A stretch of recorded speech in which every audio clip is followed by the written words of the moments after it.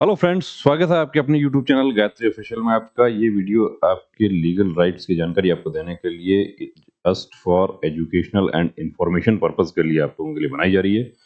देखिए, अभी SSC constable GD के मेडिकल हुए और मेडिकल में कुछ हमारे कैंडिडेट्स जो हैं उनको बाहर कर दिया गया। उनका ग्रीवांस ये था कि मुझे ये प्रॉब्लम नहीं है, या प्रॉब्लम है तो मैं उसका ट्रीटमेंट ले रहा हूँ, ट्रीटमेंट मेरा कंप्लीट हो चुका है, उसके बाद प्रॉब्लम नहीं है, उसके बावजूद भी मुझे अनफिट कर दिया। तो ऐसे काफ़ी कैंडिडेट्स अनफिट होने के बाद उनको जानकारी नहीं थी, वो कुछ आगे प्रोसेस नहीं कर पाए।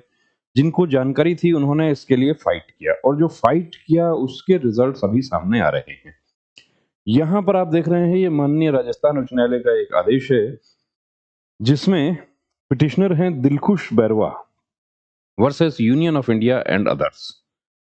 ये पिटिशनर के एडवोकेट आप यहाँ पर देख पा रहे हैं। यूनियन ऑफ इंडिया की तरफ से कौन अपीयर हुए हैं वो आप देख पा रहे हैं। ऑर्डर हुआ है 2/12/2024 को। तो एक तो आप लोगों को ये भ्रांति रहती है कि कोर्ट कचहरी में तो सालों लग जाते हैं, ऐसा नहीं है। ऑर्डर यहाँ पर हो गया। अब इन ब्रीफ आपको बता दें कि ये मैटर क्या है। मैटर ये है कि दिलखुश का सैल्यूटिंग हैंड पर एक टैटू बना हुआ था और उन्होंने उस टैटू को रिमूव करवा लिया। लेजर से रिमूव करवाते हैं तो भी कुछ समय के लिए निशान रहेगा, और यदि हम सर्जरी करवाते हैं तो भी कुछ समय के लिए निशान रहेगा। दिलखुश ने उसको करवाया लेजर ट्रीटमेंट, और लेजर करवाया तो थोड़ा निशान जो है उस पे बचा हुआ था, यानी कि जो टैटू का स्कार रह जाता है, रिमूवल स्कार, वो बचा हुआ था। रीमेडिकल उनको मिला, रीमेडिकल में वो जाते हैं, वहां पर फिर से उन्हें अनफिट कर दिया गया, सिर्फ एक ही पॉइंट की वजह से। स्कोर उनका बहुत अच्छा है, और स्कोर के अकॉर्डिंग उनको ये है कि मैं निश्चित रूप से कोई ना कोई पोस्ट मुझे जरूर मिल जाएगी।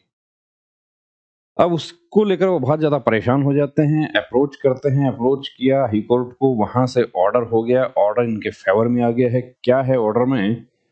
तो ये देखिए, पिटिशनर के जो काउंसिल हैं वो कहते हैं has submitted that the respondent staff selection commission issued an advertisement dated 24th November 2023 inviting applications for the post of constable GD.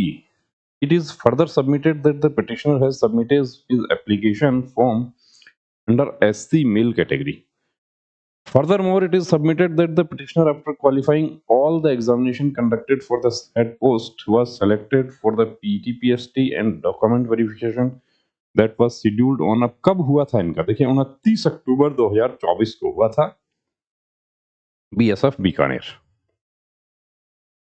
Petitioner was declared unfit on account of having a tattoo over expected saluting forearm approximately 4.5 by 1 centimeter reflecting his name। नाम लिखा हुआ था, नाम लिखा हुआ था, saluting hand पे है। अब सैल्यूटिंग हैंड पे है तो उस स्थिति में submitted that the petitioner made all attempts for removal of the said tattoo via medical treatment. Removal के लिए वो पूरा एफर्ट वो कर रहे थे, कर चुके हैं। It is further submitted that the practice of engraving a tattoo is prevalent in the petitioner's customs, and same was engraved on the right hand in the childhood, and at present the same has been removed by way of कि medically वो उसको remove करने के लिए कोशिश वो कर रहे हैं। ऐसा ही एक मामला जो था और था, जो एसएससी जीडी 2022 वाली जो भर्ती थी उसका, जिसमें कि पिटिशनर के पक्ष में फैसला आ गया, उसके बाद में चैलेंज भी किया गया। डबल बेंच जो थी उसमें भी फैसला जो है पिटिशनर के पक्ष में दे दिया।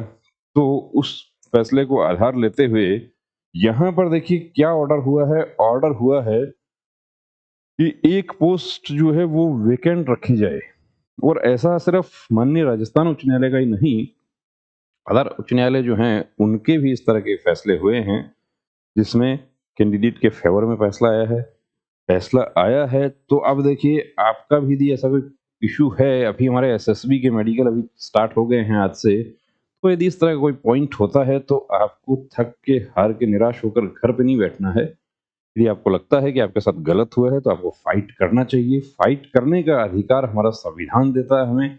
उससे आपकी उम्मीदवारी पर कोई फर्क नहीं पड़ेगा। आगे आप कोई भर्ती की तैयारी कर सकते हैं, नहीं कर सकते, उस पर कोई फर्क नहीं पड़ेगा।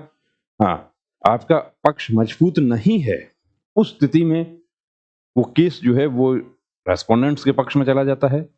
तो ये आपको तय करना है कि क्या करना है, घर पे बैठना है या दिलखुश की तरह फाइट करना है। फाइट किया तो उसका नतीजा सामने आ गया है। अब इसमें इंटरिम प्रोटेक्शन जो है वो क्या है, one seat be kept vacant where the petitioner it is made clear that the said interim protection shall not create a vested right to the petitioner और रिप्लाई मांग लिया गया है। तो यहां पर आपने देखा respondents to provisionally consider the censure of the petitioner and release the said result and bring the same before this court in the sealed copy।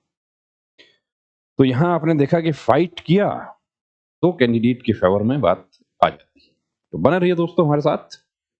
जय हिंद।